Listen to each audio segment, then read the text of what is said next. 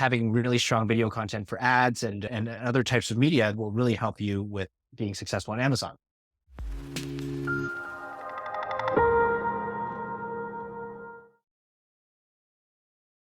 Ladles and jelly spoons, boys and girls, welcome back to the 10K Collective podcast, a subset of the amazing FBA podcast family for 6, 7, and 8-figure Amazon private label sellers. They're specific for you. Today, we are talking about a way to get your launches working better and to get the money up front. And in 2023, in my money, that's seriously important, and that is through pre-order launches. So we're going to talk today to Vance Lee of Playground Theory.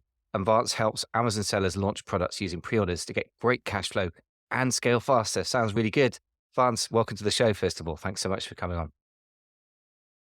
Thank you so much for having me. Happy to be here. Yeah, great to see you here. First of all, tell us very quickly about yourself. How did you get into the whole crowdfunding business yourself? Yeah, for sure. I started with Amazon FBA in 2015 and I launched my first product. It was a success. In 2016, set really aggressive. Now when I'm looking back, pretty naive goals to launch 12 products. Didn't understand anything about cash flow. Didn't understand anything about the complications of having to try to push so many products in one go. But that was the goal. And in 2016, that was the year that Amazon decided that they had this really massive TOS change. So I don't know if you remember, but this was the change where it said no more honest, unbiased reviews. And before that, you could. This announcement came. And pretty much I freaked out because I had this massive order that was coming through, invested a lot of money into this product and had no idea how I was going to launch it. Started looking at other possibilities. So I looked at Shopify to see, hey, could we launch this there? Started looking at crowdfunding. And I had heard about Kickstarter before because I was a customer of the platform where I had bought a product and I supported a product there. And so it became pretty clear that there's something that we can experiment with here. So I launched my very first product on crowdfunding to get pre-orders. And this was a cold brew coffee maker. And this ended up doing about 950,000 in the launch. And that's when I thought, hey, there's something here. There's something that we can explore here when it comes to not only being able to launch products and get pre-order and the cash up front, but also in a way that minimizes risk, but also allows you to build an audience and a community at the same time. That's what got me onto pre-orders and crowdfunding. And eventually I started using this as a way to launch more products. And I had other friends initially in the industry that said, hey, what is this pre-orders thing? And how do you do it? And we started helping people execute some campaigns. And that's what led us to raising almost about over 7 million now, over 7 million in successful product launches. So these are not e-commerce results, but these are results from pre-ordered launches alone. Amazing. It does sound like the promised land. Getting paid up front is huge. As you said, 12 product launches in 1 year after one. That's some like hefty scaling. And obviously the cash requirement for that, capital up front, not just for the products, which you'd already paid for, but for advertising or any other form of launch is really huge money. And you're going to get that, you're going to get to break even on that, even if it works, maybe 3 months in, maybe 4, right? So that's a huge working capital or cash requirement. And so for me, that's the most interesting thing. Obviously, you've talked about the benefits of building an audience and a community as well. How solid is the value of that community? Have you found that it really makes a big difference to the launches, or is it a little bit of extra? When it comes to crowdfunding, first of all, understanding what crowdfunding and pre-orders is in terms of the context will actually help the listeners contextualize this. But the idea here is when we do a pre-order launch, what we do is we put out a campaign. So it's going to be equivalent to a steroids version of a product listing page on Amazon. And what we do is we just tell them, hey, this is the product we want to launch. And if the customers are interested in supporting, they'll put down a pre-order for the product. So that means that they're paying for the product. And what that means is when the fund that's raised from the campaign will come to us, and then we can use that money to purchase the first production run and then fulfill to our customers. So that's the process of what it looks like with crowdfunding. In order to, like you hinted at, what's the value of building an audience and the idea here is the community is the one that's going to support your campaign. But also once we run a successful campaign, we have access to these audience that have become our customers. And unlike with Amazon, where Amazon doesn't allow us to access our customers, and it's all about these roundabout ways that we've created, like insert cards to be able to get access eventually to these customers. And honestly, a lot of them don't work that well. The idea here is that once we have an audience and a community that we built, we can use this to be able to launch other future products, other accessories. And this allows us to scale quicker, but also allows us to our brands faster. So that's really the value of building an audience and a community when it comes to these launches, but also after the launches as well. Yeah, sounds good. So obviously, it sounds like most of my guests have specialized in something because it's worked well for them and they're very enthusiastic about it. The first question is, I guess, then who's this for? Presumably, this doesn't work for everybody and every kind of product. So who's it for and who's it not for? Yeah, so I think that's a really good question. This works for, in terms of experience selling, this works for both ends of the spectrums. You're an experienced seller and you already have a big brand with lots of products. This could be your way to increase cash flow and build a community and build an audience to scale your brand faster. So it works for people that are already experienced sellers. But on the other end of the spectrum, just starting out, maybe you've launched a product, or maybe even this could be your first product. This still works for you as a way to mitigate risk for launching a product and do it in a way that's a little bit more intelligent. But in terms of the product, this is where we want to be a little bit more specific. This doesn't, in terms of category of products, we've seen this work for almost every category. But the idea here is you have to be interested in wanting to do some type of improvement, some type of mini upgrade to the product. So you can't be selling an existing private label product. You will have to want to have some desire to improve the product to make it a little bit unique so that this is something that actually gets proved to be selling on the platform. Yeah, and I guess there's a requirement on the crowdfunding platform to have a unique product, whereas on Amazon, you can sell a private label product. All I would say is it's 2023. And if you listen to this later, probably even more true that selling a product that looks exactly the same as something else, just has your logo on it, was pretty ineffective when I was taught this in 2014. And it's an incredibly bad idea now. So I would make that a requirement of any client to tweak it anyway. So I think it's good to know that you can't be lazy and just literally private label something. But I think that would be only sensible strategy for me anyway. Just my 2 cents there. So what do we need to do this? How can I put this? It sounds almost too good to be true. So what are the sort of downsides that I'm not seeing here? Sure. What you need to launch your product on a crowdfunding website is two main things. One is you need a working prototype of your product. The idea here is you need to have something to show that says, hey, this is what my product looks like, and it works. So if you're launching a crazy complicated electronics product, you need to show that it works. But in most situations, if you're launching like a cup or maybe like an interesting yoga accessory or something like that, you just need to have that physical product. So the working prototype is what you need. The second component of that is what you need to have the campaign page filled out. So the campaign page, like I mentioned earlier, is equivalent to your product listing page on Amazon. So you'll need photos, you'll need your copy, and you'll need high quality video. So this is where we lose some people because they think, okay, I don't want to get involved in making videos and that type of thing. But these are all the assets that go into creating your campaign page. And I would argue nowadays with Amazon, having really strong video content for ads and other types of media will really help you with being successful on Amazon. And the good thing about this is that you can create these assets and they're usable immediately for when you move over to Amazon or Shopify or wherever else you're going to be selling. The effort goes into the pre-launch preparation and building your audience and building your community and being able to have that momentum when it comes to when you're launching on day one. Okay, sounds good. And by the way, working prototype of your product and good quality video, I would say are pretty much necessities on Amazon as well now. Certainly, let's talk a bit about the video in case that is a barrier in people's minds. When you say high quality video, does it have to be an expensive process? Can you reuse photography you've used with some intelligently chosen music and a good script? Or how would you go about that if that's the big barrier in people's mind? Yeah. So I think it depends on what you're going for with your product and your brand. We've seen videos that are extremely inexpensive where it's just a talking head video of a person speaking and essentially asking their supporters to say, hey, this is what the product is about.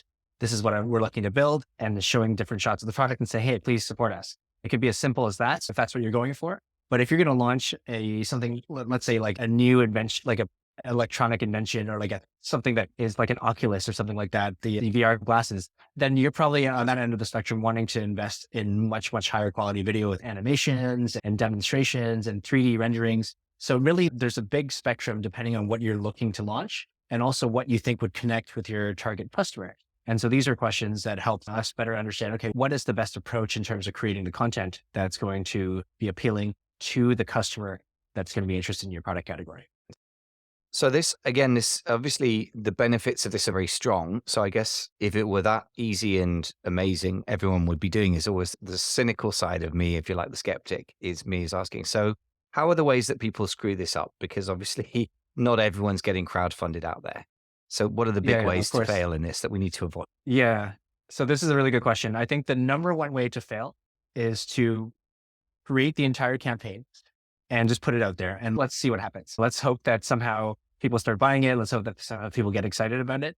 Maybe 10 years ago, this was possible, but nowadays the effort really goes into building a strong community. So if you have not put in the effort to build a community of people that really care about what you're looking to launch. In our case, we've launched coffee products. We built massive communities of people that are interested in coffee and making coffee at home. If we didn't do that and we decided to launch the product, it's a high likelihood that we're going to fail. So if you're not willing to put in the effort to build an audience, to connect with customers and get them involved in the process, optional, but we really do recommend that. The idea here is how can you create strong relationships with these potential customers before the campaign launch? So if you don't do this, that's your number one way of failing, essentially. Most people that we see for unsuccessful campaigns is that they weren't able to generate that momentum in the first few days of the launch by building an audience in advance.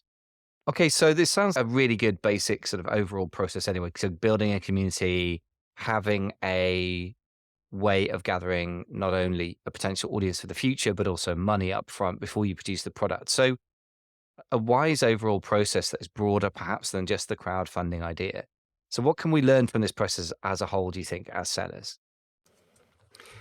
If you would like resources and links and other help to do with today's episode, just go to amazingfba.com/413. I think there's a lot of things that we can learn. When it comes to executing a successful pre-order campaign, we're going to have to do a lot of things that allow for that to work. One of the things that helps a lot on Amazon is to really understand who your audience is. But I know we do a lot of keyword stuff, but if you're going to create good assets like photos and buy the right selling bullet points, all those types of things come from understanding your customers.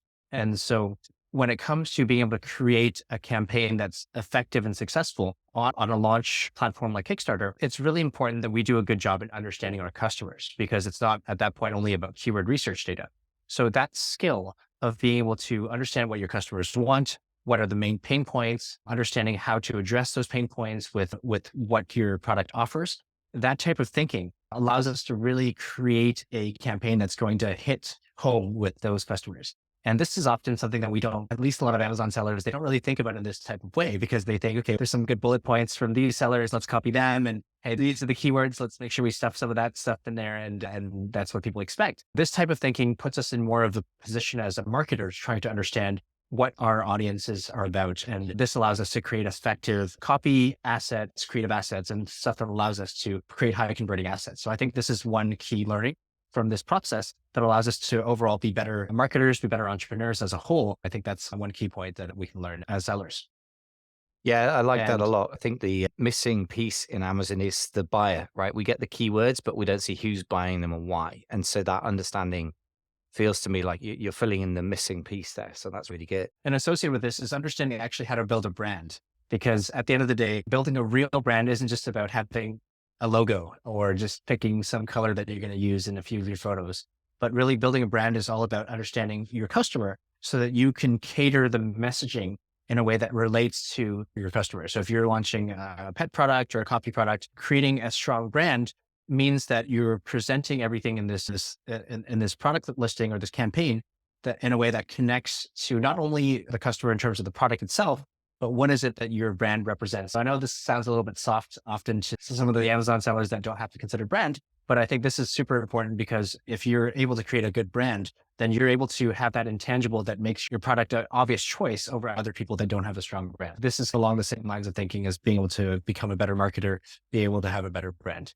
And I think the last point that I think is not really related, but I think it's going to be super important to cover is the importance of building an actual audience and an actual community. So regardless if you're doing this for pre-order crowdfunding launch, or if you're finding a way to do this in your way for your Amazon store, at the end of the day, the key to scaling businesses and nowadays with rising ad costs and all the challenges that we have with launching products is to build your own community.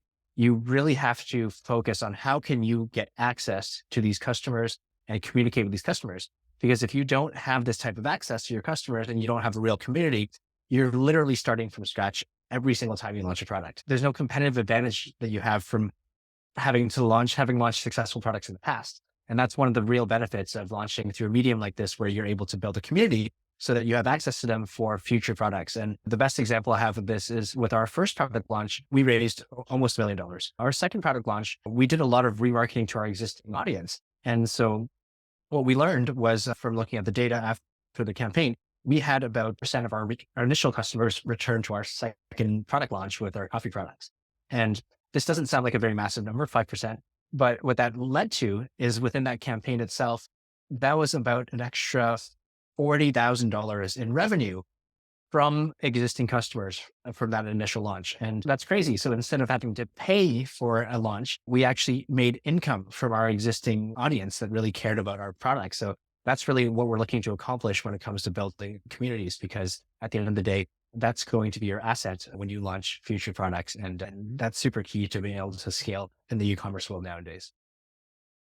Fantastic stuff. So really, it sounds like the three big learnings from the crowdfunding approach is understanding your audience, which is so important. And it's the missing piece. I'm sure that Amazon has incredible amounts of demographic audience-based data, but they don't share it with us. We just get the keywords, right? As you say, it's only half the picture. Building a real brand and building an actual audience and a community. And as you said, the clue there for people who think that brand is fluffy is that you actually had a launch that was a profit center rather than a cost center, if I'm understanding, or at least it took a lot less cost. So that's really powerful stuff. So Vance, really intriguing approach that's obviously working incredibly well for you and your clients. So Vance, very impressive stuff. Tell us a little bit about the services that you offer Amazon sellers, if indeed that's who it's limited to over at Playground. So we have an accelerator program for anyone interested in launching your next product idea using pre-orders and crowdfunding. We bring you from if you're in the idea conception phase, all the way to launching and how to leverage that to scale to e-commerce. If you're interested in this model, feel free to check out our website at livemyplayground.com. And there's two things you can access there. The first one is if you're just curious at this stage and you want to learn more, we have some free resources for you. You just click the button and that allows you to get some free resources in terms of video training and also some checklists that allow you to understand what it takes to execute the pre-order launch model. And if you're interested and you are curious and you want to move forward with the product idea that you have, we have a free strategy session that we can offer for any listeners of the podcast that allow you to book a call with us and share your idea with us. And we can actually give you some feedback about whether or not this can work for the pre-order launch model. And that's the best way to get in touch. Excellent. And tell us a little bit more about your free resources that you offer people there. Sure. So the free resources, it is a video training series, 3 videos. And at the end, you'll get a crowdfunding checklist about all the things that you have to think about when it comes to preparing for a crowdfunding campaign to give you an idea of what that looks like for executing and essentially running a crowdfunding campaign. Amazing. Yeah, sounds very helpful, actually. So if you want to go ahead, folks, and either book a mini strategy session with Vance or his team, or get that video series, which sounds really helpful, and the worksheets that come with it, just go to amazingfba.com/playground, and we'll redirect you from there to the relevant pages. Great conversation. Really like the thinking that it forces on you. As you say, it forces you to think in a broader, fuller marketing picture than just the kind of horrible, just keyword-centric way that us as Amazon sellers are trained in by Amazon, right? Because that's all they give us. So is there any other question that I should have asked you about this area that we haven't covered? No, I think you did a good job. It's very kind, Vance. We are going to hopefully talk about product validation, which is the unsexy but really critical thing to get right in a separate podcast. But for now, it just remains for me to say, Vance Lee from Playground Theory, expert in pre-orders and crowdfunding. Many thanks for coming on the show. Thanks for having me.